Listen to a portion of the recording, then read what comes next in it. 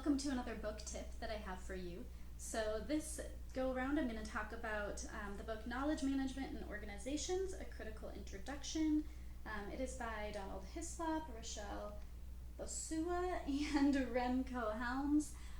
It's a bit like a textbook, but I promise it is packed full of really, really great important information, especially for leaders and organizations. So the main takeaway that I had from this book was learning the difference between tacit and explicit knowledge, and that tacit knowledge is the knowledge that organization members keep in their heads, and that explicit knowledge is what it can be written down or translated in some way. And through the book I learned that it's super important for managers and organizations to try to help their employees get their tacit knowledge translated into explicit knowledge so it can be shared throughout the organization. In the book I found so many roadblocks to this, and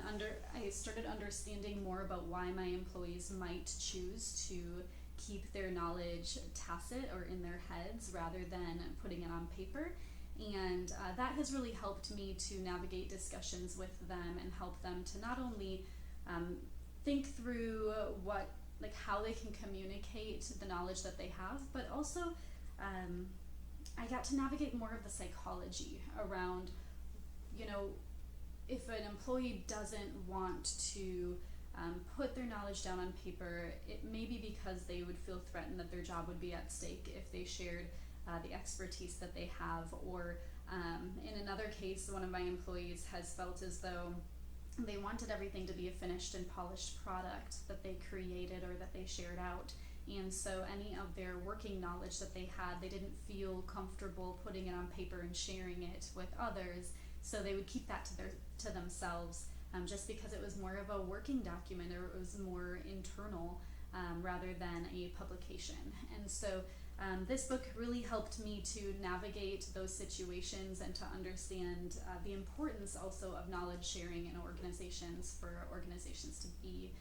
sustainable and successful. So I would highly, highly recommend this book, even just having it on your shelf and flipping through it when you